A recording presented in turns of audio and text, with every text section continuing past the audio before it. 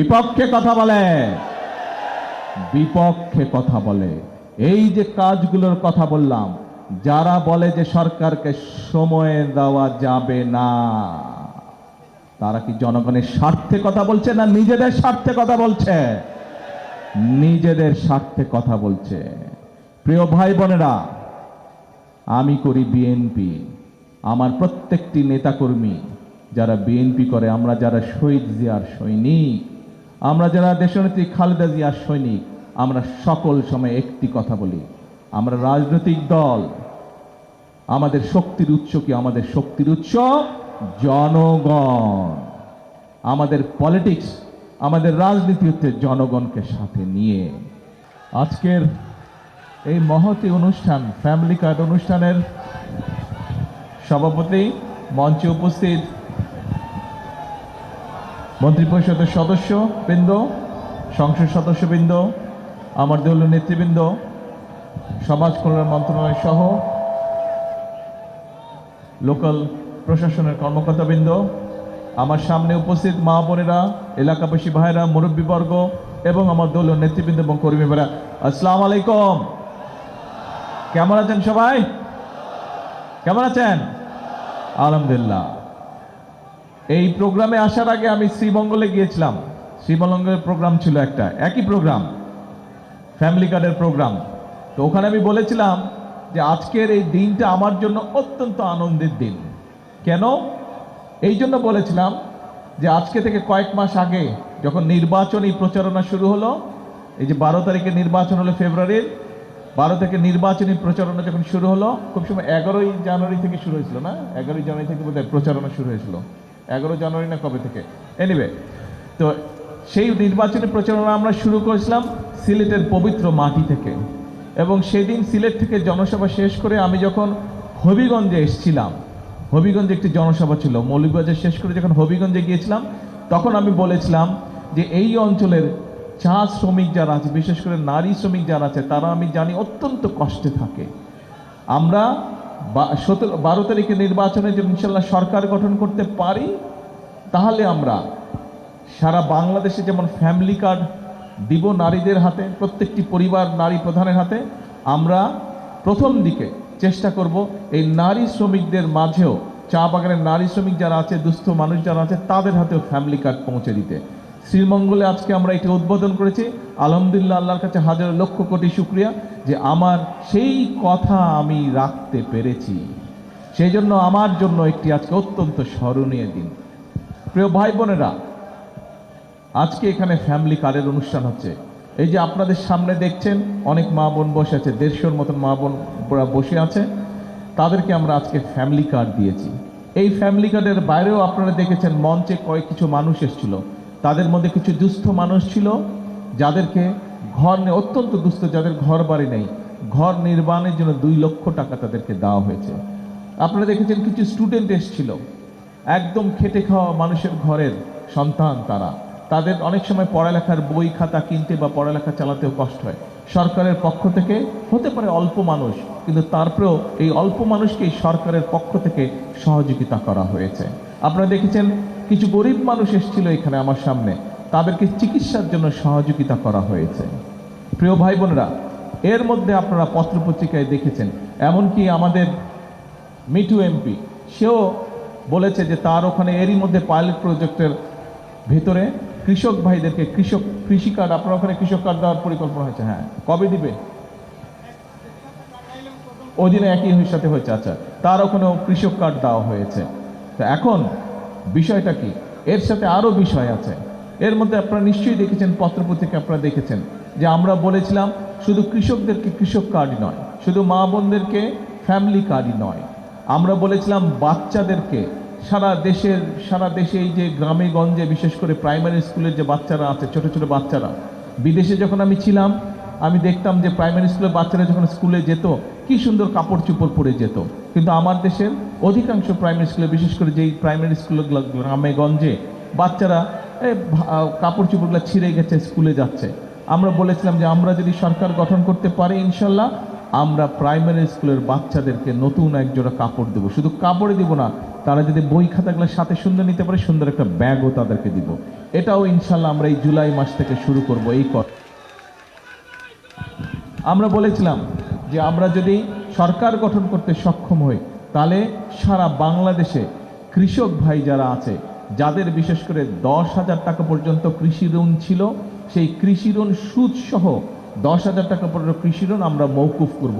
সরকার গঠনের পরে 1 সপ্তাহের ভিতরে আমরা সারা বাংলাদেশে 10,000 টাকা পর্যন্ত কৃষকদের প্রায় 12 লক্ষ কৃষকের কৃষি ঋণ আমরা সেদিন মওকুফ করে দিয়েছি সরকার থেকে, সরকার গঠন করা। অর্থাৎ প্রিয় ভাই বোনেরা, আমরা বলেছিলাম ফ্যামিলি কার্ডের কথা, কৃষক কার্ডের কথা, কৃষি লোন মওকুফ করে দিব। আমরা বলেছিলাম এই যে এখানে মুসলমান, আমি মুসলমান একজন, এখানে হিন্দু সম্প্রদায়ের মানুষ আছেন, এখানে অন্যান্য সম্প্রদায়, খ্রিস্টান সম্প্রদায়ের হয়তো মানুষ আছেন, বৌদ্ধ সম্প্রদায়ের হয়তো মানুষ আছেন। আমরা বলেছিলাম এই যে আমাদের মুসলমানদের মসজিদ বা মক্তবে যে খতিব থাকে, ইমাম সাহেবরা থাকে, অন্য ধর্মের যে গির্জায় হোক, মন্দিরে হোক, যে বিভিন্ন ধর্মীয় গুরু থাকে, এই মানুষগুলো অনেকেই আমরা দেখেছি, বিশেষ করে জেলা লেভেলে অথবা উপজেলা লেভেলে মানুষগুলো যে আছে, এদেরকে আমরা সরকার থেকে সম্মানীর ব্যবস্থা করব। আল্লাহর রহমতে আপনাদের দোয়ায় সরকার গঠনের 1 মাসের ভিতরে আমরা সেটিও করেছি। সবাই এখনো পাই নাই, প্রক্রিয়া মাত্র শুরু হয়েছে, আমরা কিছু কিছু করে দিচ্ছি। ইনশাল্লাহ আগামী 1 বছরের মধ্যে, এই যে কয়েকদিন আগে বাজেট উপস্থাপিত হলো, এই বাজেটে আমরা অর্থ বরাদ্দ করেছি। আগামী 1 বছরের মধ্যে প্রত্যেকটা উপজেলা ইনশাল্লাহ আমরা প্রত্যেকটি উপজেলায়, বাংলাদেশের 600 উপজেলায় 600 উপজেলায়, এই যে আজকে যেরকম মাত্র আমরা আজকে দিতে পেরেছি 150 পরিবারের কাছে, 150 মায়ের হাতে আমরা ফ্যামিলি কার্ড তুলেছি। আগামী বছরে 1 বছরের মধ্যে প্রত্যেক উপজেলা আমরা অন্তত 8,000 পরিবারের হাতে আমরা ফ্যামিলি কার্ড তুলে দিব। প্রত্যেকটি উপজেলা অন্তত আল্লাহর রহমতে 8,000 পরিবার, 8,000 মায়ের হাতে আমরা ফ্যামিলি কার্ড তুলে দিব আগামী 1 বছরের মধ্যে। তার জন্য আমরা অর্থ বরাদ্দ রেখেছি বাজেটের মধ্যে। প্রিয় ভাই বোনেরা, শুধু ফ্যামিলি কার্ডই নয়, ওই যে কৃষক ভাইদের কথা বললাম, বাংলাদেশ একটা কৃষি প্রধান দেশ। এই দেশের অধিকাংশ মানুষ কৃষি কাজের সাথে জড়িত। এখন কৃষক ভাইরা যদি অর্থনৈতিকভাবে দুর্বল থাকে, কৃষক ভাইরা যদি সরকার থেকে সহযোগিতা না পায়, সার, বীজ অথবা কীটনাশক ঔষধ যদি ঠিক মতন কিনতে না পারে, তাহলে তাদের ফসল ফলাবে কি করে? তার জন্য আমরা বলেছিলাম আমরা কৃষক ভাইদের জন্য একটি কৃষক কার্ড দিতে চাই আমরা, যার কাজ এর মধ্যেই শুরু হয়ে গেছে। সারা বাংলাদেশে প্রায় 40,000-এর মতন এর মধ্যেই আমরা কৃষক ভাইদের কাছে কৃষি কার্ড পৌঁছে দিয়েছি আমরা। ইনশাল্লাহ আগামী 1 বছরের মধ্যে নতুন বাজেট হয়েছে, আমরা সেই বাজেটে অর্থ বরাদ্দ রেখেছি।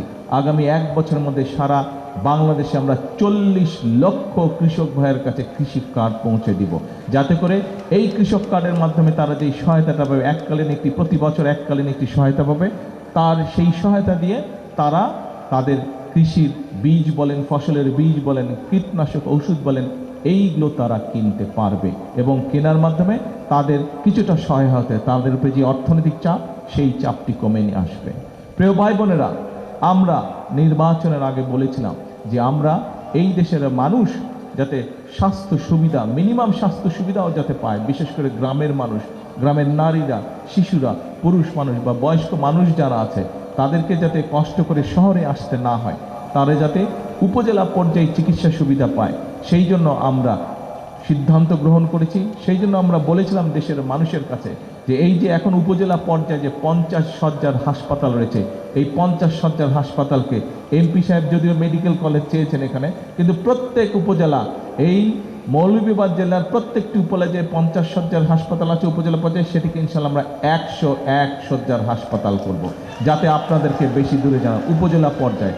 এবং শুধু উপজেলা পর্যায়ে আমরা হাসপাতালই করব না, এই হাসপাতালগুলোতে আমরা জানি বহু মানুষের কিডনির প্রবলেম আছে, তাদেরকে যাতে দূরে যেতে না হয়, সেই হাসপাতালে, উপজেলা হাসপাতালে যাতে তারা কিডনির ডায়ালিসিস করার সুবিধা পায়, সেজন্য কিডনি ডায়ালিসিস করার মেশিন প্রত্যেক উপজেলা হাসপাতালে আমরা নিয়ে আসব। প্রিয় ভাই বোনেরা, আমি একটু আগেই বলেছি যে ছোট বাচ্চাদেরকে, প্রাইমারি স্কুলের বাচ্চাদেরকে আমরা নতুন স্কুল ড্রেস এবং ব্যাগ তাদের কাছে পৌঁছে দিতে চাই। আমাদের বাচ্চাদেরকে শুধু লেখাপড়া শেখালেই চলবে না, আমাদের দেশের বাচ্চাদের মধ্যে অনেক গুণাগুণ আছে। কেউ ভালো খেলতে পারে, কেউ ভালো গান গাইতে পারে, কেউ ভালো বাদ্যযন্ত্র বাজাতে পারে। এক একজনের একটা কোয়ালিটি আছে, গুণ আছে। আমরা চাই আমাদের এই যে ভবিষ্যৎ প্রজন্ম, এদের মধ্যে পড়ালেখার পাশাপাশি যে সকল কোয়ালিটি আছে সেই গুণাবলীকেও যাতে করে তারা প্রকাশ করতে পারে, সেই গুণাবলী দিয়ে এক্সট্রা কারিকুলাম দিয়ে যাতে তারা নিজেদেরকে যোগ্য করে গড়ে তুলতে পারে, তার জন্য আমরা ব্যবস্থা গ্রহণ করেছি। আপনারা এর মধ্যেই দেখেছেন, আপনারা দেখেছেন আপনাদের এই জেলার মধ্যে সহ সারা বাংলাদেশের প্রত্যেক জেলা উপজেলা পর্যায়ে কিন্তু বাচ্চাদের ক্রীড়া প্রতিযোগিতা হয়েছে। এবং আগামী এই মাসের 20 তারিখে ঢাকা শহরে আর্মি স্টেডিয়ামের মধ্যে এইটি জাতীয় পর্যায়ে হবে। এই যে সারা দেশে হয়ে গেল, প্রায় 22 লক্ষ বাচ্চা এই ক্রীড়া প্রতিযোগিতায় সারা দেশের মধ্যে অংশগ্রহণ করেছিল, 22 লক্ষ বাচ্চা। এখন প্রিয় ভাই বোনেরা, এই যে কাজগুলো করছি, এই যে ফ্যামিলি কার্ডের কথা বললাম আপনাদের কাছে, এই যে ইমাম মুয়াজ্জিন সাহেবদেরকে সম্মানের কথা বললাম, এই যে কৃষক কার্ডের কথা বললাম, এই যে বাচ্চাদের লেখাপড়া করার কথা বললাম, এই যে মানুষের স্বাস্থ্য সেবার কথা বললাম, এই কাজগুলো যদি সফলভাবে আমরা এই সরকার, বর্তমান সরকার সফলভাবে করতে পারে, তাহলে উপকারটা কাদের হবে? উপকারটা কাদের হবে? রাস্তাঘাট, স্কুল কলেজ, এমপি সাহেবরা যে সকল দাবি করেছেন সেগুলো তো নর্মালি হবে, সেটা অটোমেটিক হবে। কিন্তু আমি যেই কাজগুলোর কথা বললাম, এই কাজগুলো যদি আমরা বাস্তবায়ন করতে পারি, তাহলে কি উপকার কাদের হবে বলেন তো? জনগণের উপরে। দল, মত, ধর্ম, বর্ণ নির্বিশেষে সকল মানুষ কম বেশি এইটার সুবিধা পাবে, পাবে না? হ্যাঁ, সে আমার দলের মানুষ হোক অথবা আমার দলের মানুষ না হোক, কিচ্ছু যায় আসে না। সে যদি বাংলাদেশের নাগরিক হয়ে থাকে, বাংলাদেশের নাগরিক হলেই সে এই সকল সুবিধা পাবে। আমরা প্রথমেই বলে দিয়েছি যে 12 তারিখের নির্বাচনে বাংলাদেশের মানুষ বিএনপিকে নির্বাচিত করেছে। আমরা 17ই ফেব্রুয়ারি সরকার গঠন করেছি। 12 তারিখের নির্বাচন পর্যন্ত আমরা একটি দল ছিলাম, একটি রাজনৈতিক দল। কিন্তু 17 তারিখে যখন আমরা সরকার গঠন করেছি, আমরা তখন বাংলাদেশের প্রত্যেক শ্রেণী পেশা মানুষের সরকার এটি। কারা আমাদেরকে ভোট দিয়েছে, কারা আমাদেরকে ভোট দেয়নি, সেটি আমাদের কাছে বিবেচ্য নয়। এই বর্তমান সরকারকে যারা ভোট দিয়েছে তাদের যেমন বর্তমান সরকার, যারা বর্তমান সরকারকে ভোট দেয়নি তাদেরও সরকার হলো বর্তমান সরকার। আমরা সকলের জন্য কাজ করতে চাই, আমরা সকল ধর্ম মানুষের জন্য কাজ করতে চাই, সকল শ্রেণী পেশার মানুষের কাজ করতে চাই। আমাদের কাছে মুখ্য বিষয় হচ্ছে, বর্তমান সরকারের মুখ্য বুদ্ধি হচ্ছে যে বাংলাদেশের জনগণ এবং বাংলাদেশের মানুষ। এখন প্রিয় ভাই বোনেরা, আপনাদের সামনে আরেকটি বক্তব্য রাখতে চাই, আমি আরেকটি বিষয় আপনাদের সামনে তুলে ধরতে চাই। এই যে আপনারা বললেন, এই কাজগুলো, যেই কাজের সংক্ষিপ্ত বিবরণী আপনাদের সামনে আমি তুলে ধরলাম, এই কাজগুলো যদি আমরা সফলতার সাথে করতে পারি, তাহলে উপকারভোগী কারা হবে? কি ভাই, ওই যে পিছনে গেটের মধ্যে দাঁড়াচ্ছেন, উপকারভোগী কারা হবে? বিদেশিরা হবে না বাংলাদেশের মানুষ হবে? বাংলাদেশের মানুষ হবে, বাংলাদেশের মানুষ উপকারভোগী হবে। এখন প্রিয় ভাই বোনেরা, আমাদেরকে এখন তাহলে একটি সিদ্ধান্ত নিতে হবে। আজকে এই যে দেখুন, কারো যদি কোনো বক্তব্য থাকে, সেটি সরকারের পক্ষে হোক, সেটি সরকারের বিপক্ষে হোক, সেই ব্যক্তি নির্দ্বিধায় সেই কথা বলতে পারে। আজকে দেখুন, কোনো সংবাদপত্র যদি কোনো খবর ছাপে, সেটি সরকারের পক্ষেই হোক অথবা সরকারের বিপক্ষেই হোক, সেই সংবাদপত্র কিন্তু ভয় পায় না, সে তার কথা বলে। সত্য কি, সঠিক কি বেঠিক, এটা হচ্ছে পরের বিষয়। কিন্তু মূল বিষয় হচ্ছে যে আজ বাংলাদেশের মানুষের গণতান্ত্রিক অধিকার বলেন অথবা বাক বা ব্যক্তি স্বাধীনতা বলেন, সেটি প্রতিষ্ঠিত হয়েছে আজকে। এই বাক বা ব্যক্তি স্বাধীনতা আজকে প্রতিষ্ঠিত হয়েছে। এই ব্যক্তি স্বাধীনতা, বাক স্বাধীনতা প্রতিষ্ঠিত হয়েছে বলেই আজকে আমরা জনগণের জন্য কাজ করতে পারছি। এই বাক ব্যক্তি স্বাধীনতা হয়েছে বলেই আজকে আমরা দেশের জন্য কাজ করতে পারছি। এখন প্রিয় ভাই বোনেরা, বাক স্বাধীনতা, ব্যক্তি স্বাধীনতা, এই যে গণতান্ত্রিক স্বাধীনতা, গণতন্ত্রের যে স্বাধীনতা, এই যে ভোট দিয়ে যে আপনারা নির্বাচিত করেছেন একটি গণতান্ত্রিক সরকারকে, এই সরকার যদি এই সকল কাজ, যে সকল কাজ আপনাদেরকে আমরা 12 তারিখের নির্বাচনের আগে প্রতিশ্রুতি দিয়েছিলাম, সেই প্রতিশ্রুতি যদি আমরা রক্ষা করতে না পারি, ক্ষতিটা কার হবে? আবার কার হবে? হলে যদি জনগণের লাভ হয়, না হলে কার ক্ষতি হবে? জনগণের ক্ষতি হবে। এখন প্রিয় ভাই বোনেরা, বাংলাদেশের মানুষ আন্দোলন করেছে, সংগ্রাম করেছে। এখানে এমপি সাহেবরা বক্তব্য রেখেছেন, আপনারা সেই বক্তব্যের সাথে সমর্থন জানিয়েছেন। কি ছিল সেটি? ওনারা বলেছেন গত 1 যুগ ধরে এই এলাকার পুরা জেলার কোথাও তেমন কোনো উন্নয়ন হয়নি। আমরা যা উন্নয়ন দেখেছি, যা উন্নয়ন রাস্তাঘাট, স্কুল কলেজ, ঈদগাহ মাঠ যাই হয়েছে কিনা, স্কুল কলেজ হাসপাতাল যেগুলাই হয়েছে, সব আমরা আজকে বিগত বিএনপি সরকার, খালেদা জিয়া সরকারের সময় সাইফুর রহমান সাহেব এই কাজগুলো করেছেন। ঠিক, বিগত 1 যুগেরও বেশি সময় ধরে এই এলাকার মানুষ উন্নয়নের তেমন কোনো ছোঁয়া তারা দেখতে পায় নাই। প্রিয় ভাই বোনেরা, মানুষ বিগত 1 যুগ ধরে 71 সালে যেরকম বুকের তাজা রক্ত ঢেলে দিয়ে বাংলাদেশের মানুষ দেশ স্বাধীন করেছিল, গত 1 যুগ ধরেও কিন্তু বাংলাদেশের মানুষ রাজপথে আন্দোলন করেছে, সংগ্রাম করেছে তার ভোটের অধিকার প্রতিষ্ঠিত করার জন্য। গত 1 যুগ ধরে মানুষ আন্দোলন সংগ্রাম করেছে তার ব্যক্তি বাক স্বাধীনতা রক্ষা করার জন্য, যেটা তার কাছ থেকে ছিনিয়ে নেওয়া হয়েছিল। ভোটের অধিকার ছিনিয়ে নেওয়া হয়েছিল, তার কথা বলার অধিকার ছিনিয়ে নেওয়া হয়েছিল। প্রিয় ভাই বোনেরা, 2024 সালের 5ই আগস্ট এই বাংলাদেশের মানুষ, ছাত্র জনতা, নারী পুরুষ সকলে রাজপথে নেমে এসলো এবং স্বৈরাচারকে এই দেশ ছেড়ে পালিয়ে যেতে বাধ্য করেছে। প্রিয় ভাই বোনেরা, একটু আগে বক্তব্যের প্রথমে আপনাদেরকে যেই কাজগুলোর ফিরিস্তি আপনাদের সামনে আমি তুলে ধরলাম, আপনাদের আমি জিজ্ঞেস করেছি এই কাজগুলো যদি আমরা বাস্তবায়ন করতে পারি কাদের উপকার হবে? আপনারা বলেছেন এই দেশের মানুষের উপকার হবে।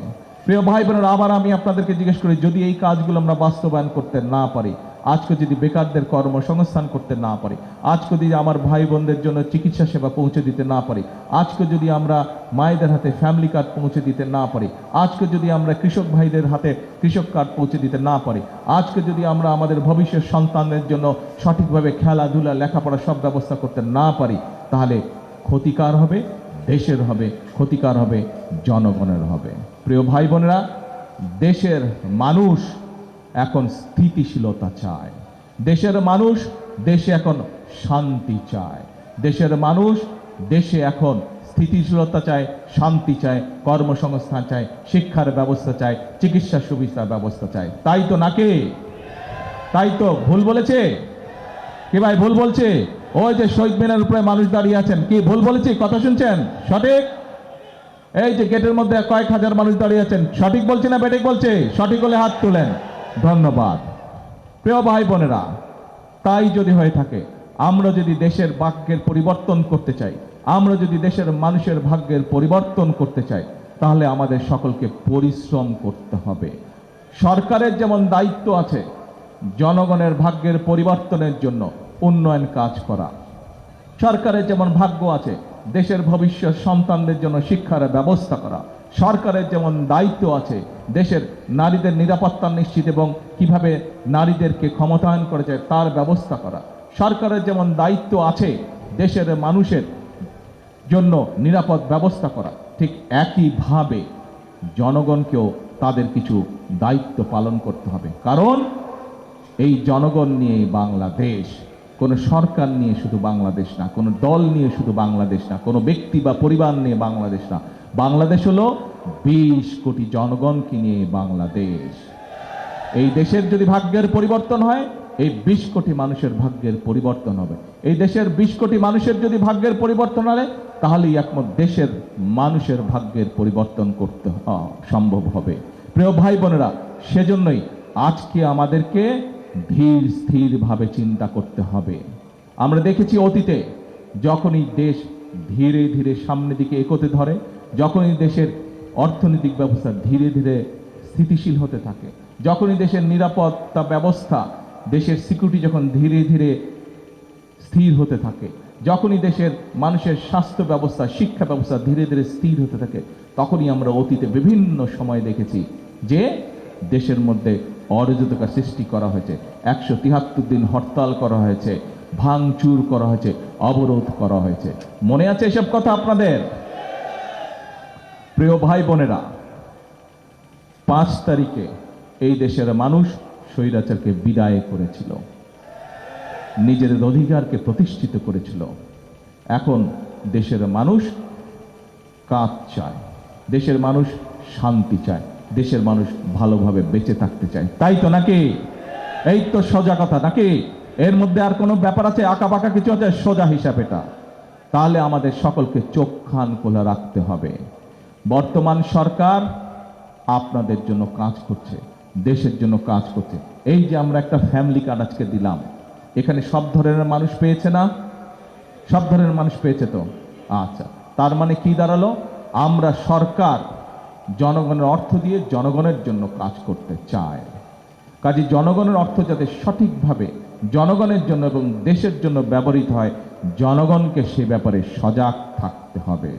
আজকে অতীতে যেমন আমরা দেখেছি, বলেছিল বিএনপিকে এক মুহূর্ত শান্তিতে থাকতে দেওয়া যাবে না।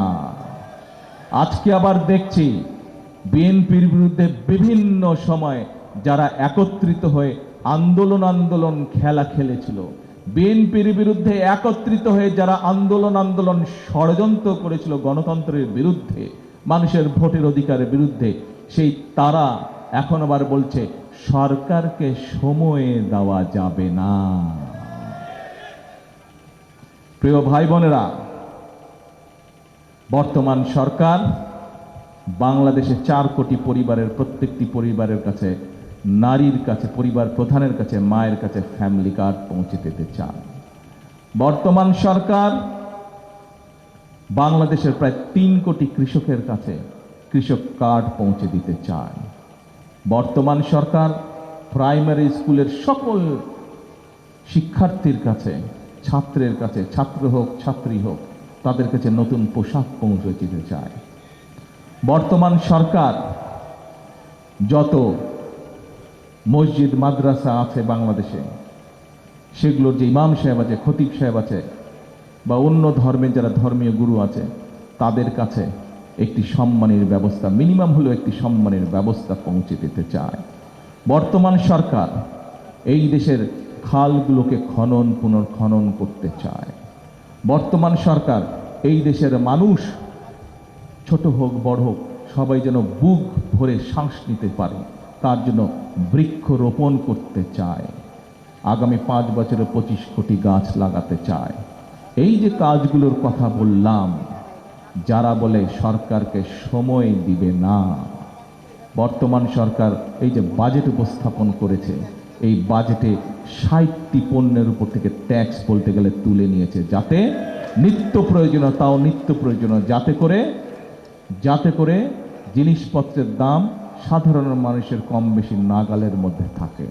এখন প্রিয় ভাই বোনেরা, যারা বলে সরকারকে সময় দেওয়া যাবে না, তারা কি জনগণের পক্ষে কথা বলে নাকি বিপক্ষে কথা বলে?